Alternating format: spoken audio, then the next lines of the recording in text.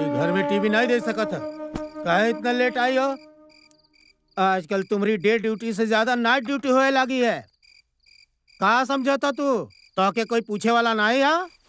गुड़िया homework पूरा करी? हाँ माँ। खाए खातिर दी? पहले हमारे सवाल का जवाब ठीक दे। है। इतना देर तू कहाँ रही?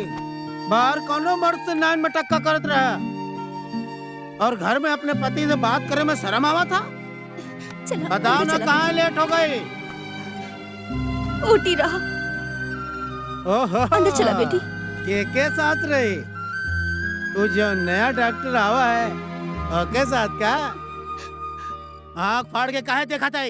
सच्चाई हमका पता नहीं है का? जान ले लूंगा तुम्हारी। पिछली बार का भूल गई? शराब लावे का क्या हुआ? तुम्हारा पूरा ध्यान हम रखा था। यार के साथ नैन मटक्का करत है और हमार शराब नहीं लावत है। हे भगवान, हमरे बच्ची के हमरे जैसे हालात नहीं होवे के चाहिए। ओके खुश रखना भगवान। और ई तरह सुहासिनी के मन में एक काल्पनिक पति के इमेज क्रिएट हुआ है। ओके विश्वास है कि ईश्वर ओके जीवन में ऐसा पति जरूर भेजेगा जेका अंदर सब अच्छा गुण होवे और जीवन में बस ओके आपन खातिर यही एक सपना है। सुहासिनी का सपना एक दिन जरूर पूरा होगा। ये नामुमकिन है सूर्या। ओका सपना पूरा होना इतना आसान नहीं है। काहे नहीं हो सकत? साइक्रो डिजीज नाम के बीमारी है ओके। बीमारी है ना? मौत तो नहीं है, फिर काहे घबराई? ट्रीटमेंट से ठीक हो जाई। हम सारी कोशिश करके देख लिए हैं सूर्या। डॉक्टर, नया टेक्नोलॉजी आ गई है, कोनो भी हालत में ओका इलाज हो जाए। मैक्सिमम कहा तो वो सिर्फ 2 ही महीना के मेहमान है। नहीं, कुछ नहीं हो सकत। बीमारी लास्ट स्टेज तक पहुंच चुकी है, लेकिन वो ही नहीं जानत कि ओके बीमारी है। वैसे देखा जाए तो बहुत हिम्मत वाली लड़की है वो, लेकिन जब ओके ही मालूम होगा तो ओका विश्वास भगवान पर से उठ जाए और वो पूरा तरह से टूट जाए। वो ये सहन ना कर पाई और अगर ये हुआ तो ओकर दिल टूट जाए। सूर्या, सुहासिनी के लाइफ के फ्लैशबैक और ओके पर्सनल लाइफ के बारे में तोहके काहे बतावत है? काहे कि सुहासिनी के विश्वास के हकीकत में सिर्फ तू ही बदल सकत है। हम कर सकत हैं? वो कैसे डॉक्टर? हो सकत है सूर्या। हमरे हाथ से हुआ ट्विन बच्चों के सक्सेसफुल ऑपरेशन साइंस, टेक्नोलॉजी या मेडिसिन की बदौलत ना ही हुआ है, तुमरे दिए कॉन्फिडेंस से हुआ। तू ही कहे रहे ना, सुहासिनी के विश्वास टूटने नहीं दूंगा। हम कोनो मैजिशियन नहीं, डॉक्टर हैं। हमके पता है तू डॉक्टर नहीं है, you are a magician. Suhasini के जिंदगी में अगर कोई खुशी ला सकत है तो वो सिर्फ तू है सूर्या।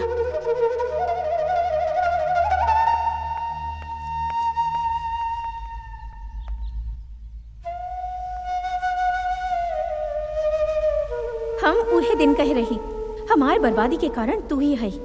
किसी के जिंदगी से खुशी छीन लेना बहुत आसान होता है, लेकिन किसी के जिंदगी में खुशी भर देना उतने ही मुश्किल है, और ये तू समझ भी नहीं पाओगे।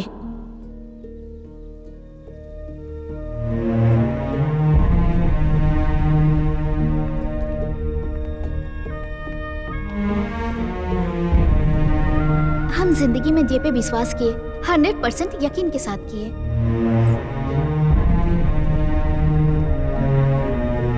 हम रउआ से कहे रहे ना, हमारा विश्वास कभी झूठा साबित नहीं होत।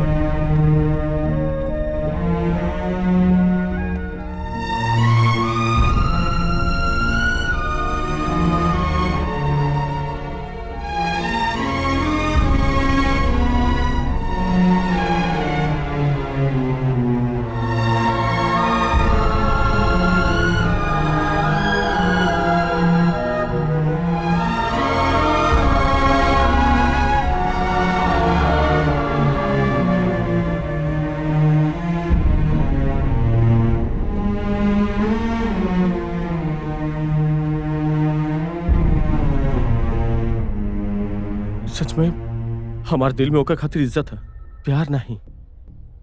हम कभी उसे प्यार नहीं किए, सिर्फ प्यार के नाटक करत रहे। सच है, रघुआ दोनों सच ही कहे। हम बहुत बड़ा झूठा है, बड़ी मुश्किल से ओका दिल जीता है। ये जे कुछ भी करत है ओका विश्वास के सच साबित करे खातिर। बस ओका चेहरा पे खुशी लावे का कोशिश किया। हम माना थे कि हम झूठ का सहारा लिए। हम लोग कलाकार हैं। 4 पैसा खातिर 4 लोग के चेहरा पे खुशी लावे के खातिर चेहरा पे नकाब चढ़ा लेता, लेकिन तू किसी दूसरे के जिंदगी में खुशी भरे खातिर अपना पूरा जिंदगी दांव पे लगा दिए। शाबाश, बहुत बड़ा कलाकार तू है बेटा। कौन माँ बाप तो के जन्म दिए रहे बेटा? हाँ? कितना बड़ा दिल है तुम्हारा। वो तो के पावे खातिर जरूर कोनो पुण्य किए होंगे, जरूर किए होंगे। तू कोई मामूली इंसान नहीं है बेटा, खरा सोना है तू। देवता जैसन इंसान है तू, देवता जैसन इंसान।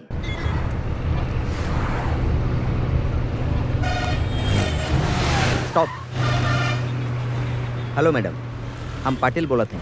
बोली सर। वो लोग मैंगलोर गए रहे कहत रहनी ना, कैसे गए रहे? ट्रैवल गाड़ी से गई रहे। ट्रैवल्स गाड़ी से? कौन ट्रैवल से? वर्मा ट्रैवल्स। ओह, वर्मा ट्रैवल्स। भाई हम सूर्या के देखे हा, वो गोवा में हा। ओके, शादी हो गई, बीवी के साथ हा। मुबारकबाद हम दूंगा। ओके, ऑलराइट, थैंक यू सर। वो गाड़ी वाला उनके मंगलोर में ड्रॉप किया हा। इंस्पेक्टर सर, हमको बताया गया कि वर्मा ट्रैवल्स की वो गाड़ी मैंगलोर के तरफ गई है। यस सर। उहे दिन उहे गाड़ी गोवा चेक पोस्ट पर देखी गई, पता लगावा। सुहासिनी की जिंदगी से खुशी छीने वाला भगवान भी क्रिमिनल है, लेकिन फिर से वो खुशी वो भगवान से छीन के सुहासिनी के देवे वाला हम भगवान से भी बड़ा क्रिमिनल है। सुहासिनी के जिंदगी के बचावे खातिर भले ही हमके खुद के बेचना पड़े, लेकिन ओके जिंदगी के खुशी हम केहू के भी छीने नहीं दूंगा, वो भगवान के भी नहीं। Thank you sir. कंफर्मेशन मिल गई है सर, वो गाड़ी गोवा चेक पोस्ट से क्रॉस हुई रही। ठीक है, वो गोवा में रहा था, दुनिया के पता मंगलूर में है। हम के उल्लू बनावे के कोशिश है।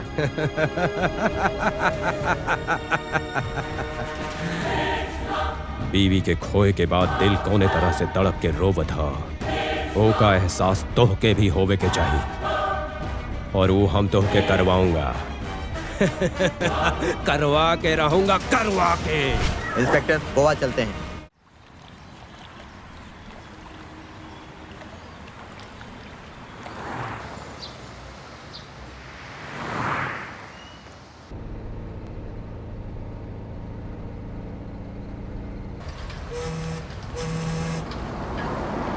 सुहासिनी, जितना दवाई दी है ना टाइम पे लेत रहा।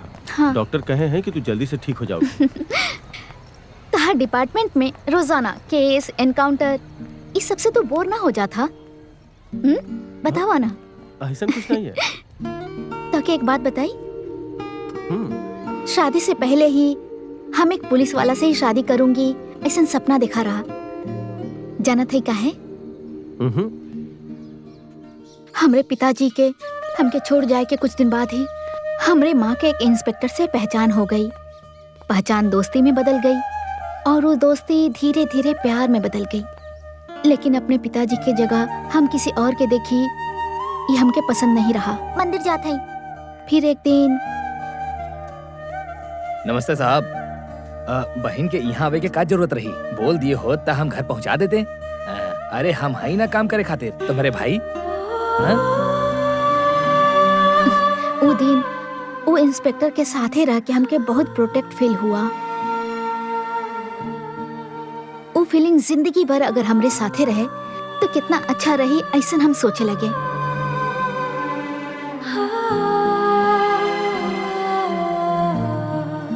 हमरे माँ के जिंदगी में खुशी आवे से पहले ही वो दोनों एक्सीडेंट में। आवा चल जाए।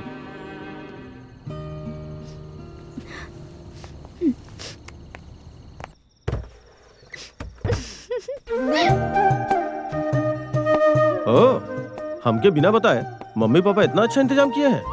नहीं, हम कह रहे सिंपल अरेंज करे खातिर कह रहे।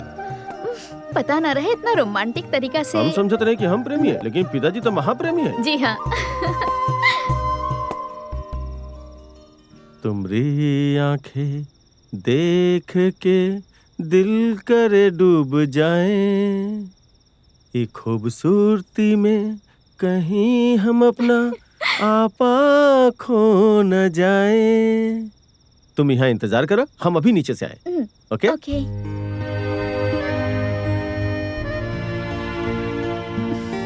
एक बेटा, वो बेचारे का तू अकेला छोड़ के काहे चला आए?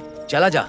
ये सब करे के का जरूरत रहे? अरे हमके का करे के हा, का नहीं करे के हा, इस सब के खातिर तुझसे पूछना कोनो जरूरी है का? बुद्धू कहीं का। बच्चन के शादी होवे के हाँ। चाहिए, 1 साल के अंदर गोद भराई होवे के चाहिए, झूला सजे के चाहिए, बच्चा के किलकारी पूरा घर में सुनाई देवे के चाहिए, उन्हें के साथ खेल के हम लोग के बुढ़ापा भी खुशी से कटे के चाहिए। हाँ। बेटा ऐसा सपना भला कौन से माँ बाप नहीं देखा था? हेलो, रउआ लोग हमारे माँ बाप के एक्टिंग करे आवे हैं बस। तका हुआ जौन पैसा तू हम लोग के दे था और कहा कदा करे के हम लोग के फर्ज है बेटा। वो समय भी आए जब तू बाप बनोगे, तब पता चले कि माँ बाप के दिल में का होता है। देखा, हम उसे शादी नहीं किए हैं, सिर्फ ओके विश्वास खातिर सब कुछ किए हैं। हम साथ में रही, हम लोग के बच्चा भी होवे, ऐसा सपना ओके दिल में बिल्कुल मत जगाई प्लीज। झूठ के सहारा पे भले ही हमों का मन जीत लिए हुई, लेकिन झूठ के सहारे हमों का तन नहीं जीतूंगा, कोनो भी कीमत पे नहीं।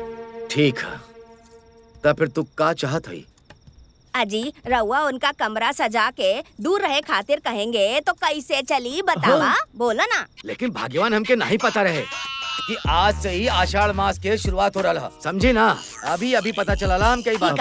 हाँ। वो सब हम नहीं जानत। आषाढ़ मास हो गए चाहे कार्तिक मास, हम 3 सेकंड भी अपन बीवी से दूर नहीं रहूंगा। हाँ ना भाग्यवान? प्यार से समझाए पे तोके ये बात समझ में नहीं आएगी। माँ देखो ना, पापा डांटे थे हमके। ए अब रउआ हमार बच्चा के काहे डरावत हई? कितना भोला हा। एक का बच्चा जैसन हरकत करत हई। पिताजी हम लोग के अच्छा खातिर ही कहत होंगे। सुहासिनी 30 दिन हम और तू अलग अलग, हमारा दिल नहीं माना था। हमरे खातिर लेकिन वो बात, प्लीज। तू रह पाओगी का? हाँ? हाँ?